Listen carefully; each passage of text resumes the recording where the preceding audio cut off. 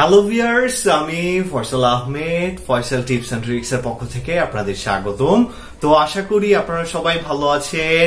আজকে আমি আপনাদের জন্য আরো একটি ইন্টারেস্টিং ভিডিও নিয়ে আসছি, আর সেটি হচ্ছে সাইবার সিকিউরিটি এবং ইথিক্যাল হ্যাকিং কেন আপনার শেখা প্রয়োজন, এটা নিয়ে আজকে সম্পূর্ণ ভিডিওটা আমরা করব। তো চলুন শুরু করা যাক। তো প্রথমেই বলে নিচ্ছি যে আমরা যে প্রযুক্তি এখন ব্যবহার করছি, এই প্রযুক্তিগুলো প্রতিনিয়ত ডেভেলপড হচ্ছে। আমরা এখন ঘুম থেকে উঠেই কিন্তু ফেসবুক ব্যবহার করি, বা আমাদের এখন সামাজিক যোগাযোগ বলতেই Facebook, Instagram, Twitter, WhatsApp, imo, এগুলোই আমরা কিন্তু প্রত্যেকটা মানুষই কিন্তু এই অ্যাকাউন্টগুলো ব্যবহার করে থাকি। এগুলো প্রতিনিয়তই আমাদের কাজে লেগে থাকে। তো সেক্ষেত্রে আমরা কিন্তু আমাদের যে পার্সোনাল ইনফরমেশন গুলো আছে, এগুলো কিন্তু আমরা এই যে সোশ্যাল মিডিয়া গুলো আছে এগুলোর মাধ্যমে শেয়ার করে থাকি বিভিন্ন জায়গায়। তো সেক্ষেত্রে আমরা কিন্তু প্রযুক্তির ব্যবহার করা কিন্তু শিখে গেছি অলরেডি, কিন্তু আমরা অনেকেই আছি যারা এগুলোর মেনটেনেন্স করি না।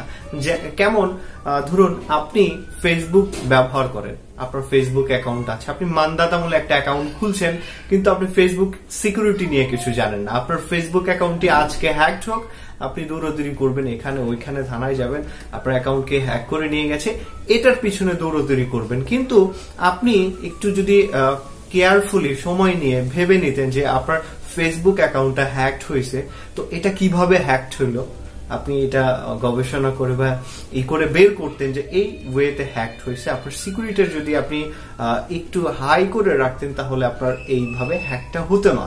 তো আমরা কিন্তু অনেকেই এই সমস্যার সম্মুখীন গুলো হয়ে থাকি, কেননা আমরা প্রযুক্তির ব্যবহার করি কিন্তু এর সিকিউরিটি সম্পর্কে আমরা অবগত থাকি না, বা এর সিকিউরিটি সম্পর্কে আমাদের জানার কোনো ইচ্ছাই থাকে না, যার ফলে মূলত আপনাদের যে সোশ্যাল অ্যাকাউন্ট গুলো আছে এগুলো হ্যাকড হয়ে যায়। অনেকের ফেসবুক অ্যাকাউন্ট আছে, অনেকেই যে কাজ করেন যে সেন্সিটিভ ইনফরমেশন গুলো ফেসবুকে চালাচালি করেন, কিন্তু ফেসবুকের যে সিকিউরিটি সিস্টেম সেটা না জানার ফলে অনেকের অ্যাকাউন্ট হ্যাকড হয়ে যায়। হ্যাকড হওয়ার পরে যে সেন্সিটিভ ইনফরমেশন গুলো আছে এগুলো হ্যাকারদের কাছে চলে যায়, এবং হ্যাকাররা এগুলোকে ব্ল্যাকমেল করে এবং আপনি সেই ব্ল্যাকমেলের শিকার হয়ে যান। তো সেক্ষেত্রে এই জিনিসগুলো আপনার অ্যাভয়েড করার জন্য বা প্রযুক্তির ব্যবহারটাকে আরো ভালোভাবে করার জন্য আপনার সাইবার সিকিউরিটি এবং ইথিক্যাল হ্যাকিং শেখা একান্তই প্রয়োজন। আর এটা আপনি শিখবেন অন্যজনকে হ্যাক করার জন্য না, আপনার নিজেকে প্রোটেক্ট করার জন্য। কেননা আপনি যখন একটা ওয়ে জানবেন যে আপনার বাসার কয়টা দরজা আছে এবং কোন দরজার দুর্বলতাগুলো কি আছে, এই বিষয়গুলো যখন আপনি জানবেন, তখন কিন্তু আপনার বাসায় কেউ অ্যাটাক করতে পারবে না, বা অ্যাটাক করলে আপনি আইডিয়া করে ফেলতে পারবেন কোন দুর্বল ডোরটা আপনাকে সিকিউর করতে হবে। তো ঠিক এমন বিষয়গুলোই কিন্তু আপনার এই যে সোশ্যাল যে অ্যাকাউন্ট গুলো আছে এগুলোর উপরে নির্ভর করে থাকে। আমরা অনেকেই কিন্তু অ্যান্ড্রয়েড ফোন ব্যবহার করে থাকি, অ্যান্ড্রয়েড ফোন, ল্যাপটপ এগুলো ব্যবহার করে থাকি। ওয়াইফাই রাউটার তো আমাদের সবার ঘরে ঘরে আসছে, কিন্তু ওয়াইফাই এর পাসওয়ার্ড যে কিভাবে হ্যাকড হয়ে যায় বা কোন সিকিউরিটি গুলো ওয়াইফাই প্রোভাইড করে থাকে আপনাকে, এগুলো নিয়ে কেউ কোনোদিন মাথা ঘামায় না।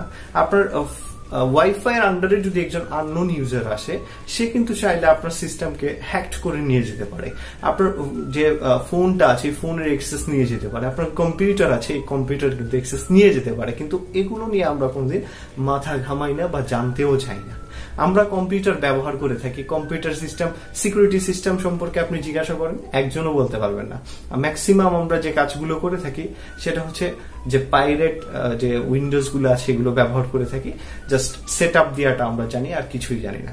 যার ফলে আপনার আপনি যার ডিস্কের মাধ্যমে বা ডিভিডির মাধ্যমে যখন আপনি উইন্ডোজটা সেট আপ দেন, তখন যে সমস্যাটা হয়, সে যদি আগেই কোনো পেলোড আপনার ওই যে আইএসও ফাইল আছে বা ডিভিডি পেন ড্রাইভ আছে ওইখানে যদি বাইন্ড করে দেয়, আপনার যখন উইন্ডোজ সেট আপ দিবেন অটোমেটিক্যালি ওই যে পেলোডটা আছে আপনার কম্পিউটারের মধ্যে চলে যাবে।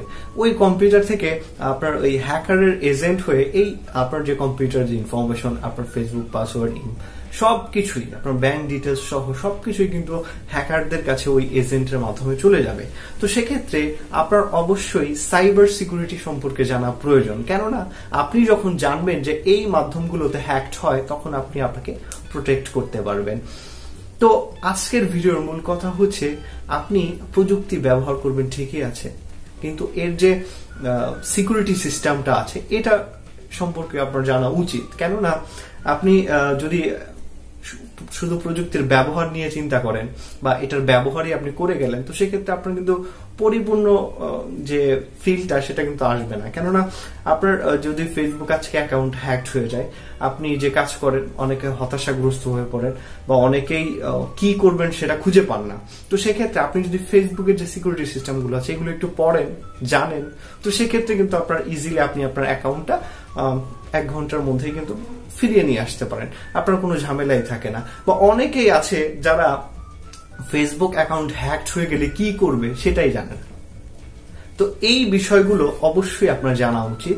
আপনার নেটওয়ার্ক সিস্টেম, আপনার ডিভাইস, আপনার কম্পিউটার, আপনার ল্যাপটপ, আপনার ওয়াইফাই, এই সিস্টেমগুলোর সিকিউরিটি সম্পর্কে যদি আপনি জানেন বা অন্যকে জানান, তো সেক্ষেত্রে আপনাদের যে সিস্টেমগুলো আছে এগুলো কিন্তু হ্যাকড হবে না। আর কেউ চাইলেও আপনার যে সিকিউরিটি সিস্টেম আছে সেগুলো ব্রেক করতে পারবে না। তো সেক্ষেত্রে অবশ্যই আপনারা সাইবার সিকিউরিটি, ইথিক্যাল হ্যাকিং নিয়ে ইন্টারেস্টেড হবেন। বাংলাদেশে এমন কোনো প্রতিষ্ঠান নাই সরকারের পক্ষ থেকে যে আপনাকে এরকম কোনো নলেজ শেয়ার করবে। আমাদের অনেক ওয়েবসাইট আছে বাংলাদেশে যেগুলো বাইরের থেকে মানুষ হ্যাক করে নিয়ে যায় বা হ্যাক করে ফেলে। তো আমাদের ওয়েবসাইট খুলে তারা করে রাখে কিন্তু মেইনটেনেন্স করে না, যার ফলে আমাদের বিভিন্ন ওয়েবসাইট অচল হয়ে থাকে। যেমন অ্যাডমিশনের যে ওয়েবসাইট গুলো আছে সেগুলোর অবস্থা তো কি বলবো।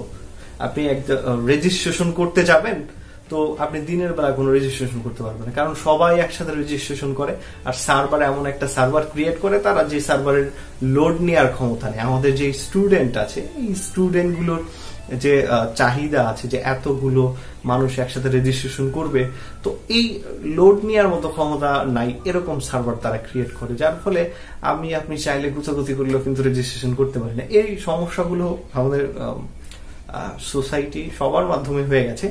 তো আজকের ভিডিওর উদ্দেশ্য হচ্ছে আপনি নিজে সচেতন হবেন, অন্যকে করবেন, এবং সাইবার সিকিউরিটি যেহেতু আপনারা প্রযুক্তি নিয়ে ব্যবহার করেন, প্রযুক্তির জিনিস ব্যবহার করেন, অবশ্যই সাইবার সিকিউরিটি সম্পর্কে জানবেন। তো আজকে এ পর্যন্তই। আর যারা মূলত আমাদের নতুন সাইবার সিকিউরিটি এবং ইথিক্যাল হ্যাকিং কোর্সটি দেখেননি, ভিডিও ডিসক্রিপশন থেকে দেখে নেবেন। তো আজকে এ পর্যন্তই, ধন্যবাদ।